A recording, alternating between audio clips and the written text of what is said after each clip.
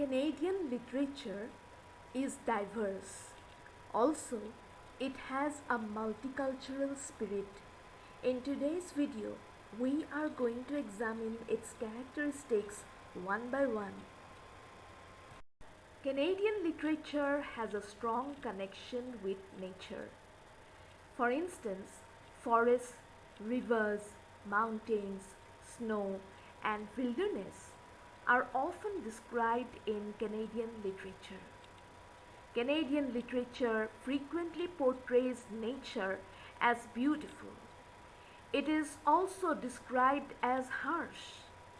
In Canadian literature, nature is shown as a force that tests human survival. So, in this kind of literature, that is Canadian literature, snow is symbolic of isolation.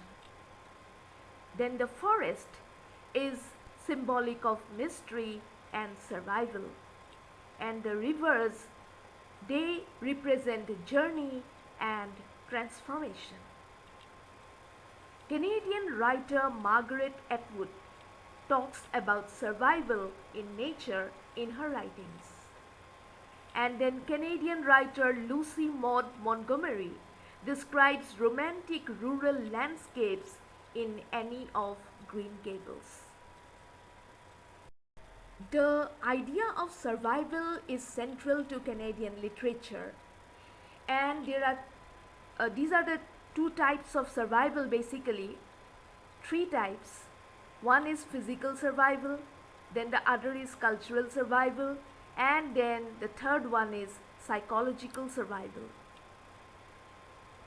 As far as the topic of physical survival goes, the characters, they struggle with harsh winters, wilderness, and loneliness in Canadian literature. Then cultural survival also forms a prominent part of Canadian literature. People try to preserve language, traditions, and identity in Canadian literature. Also, psychological survival forms an integral part of Canadian literature. The characters in Canadian literature, they face fear, they face alienation, also they face emotional conflict. Canadian writer Margaret Atwood explains survival as an important part of Canadian literature. Then search for identity is also an important part of Canadian literature. In Canadian literature, there is a question that remains prominent. What does it mean to be Canadian?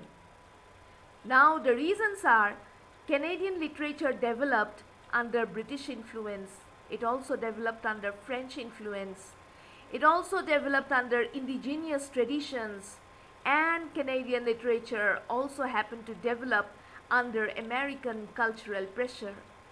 And as a result, this search for identity, it plays an important role in Canadian literature.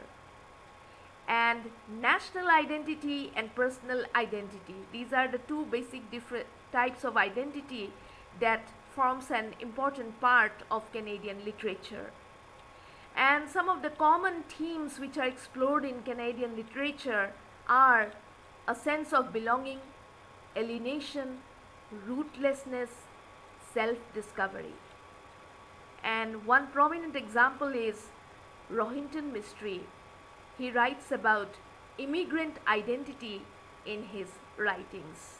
He's an important Canadian writer.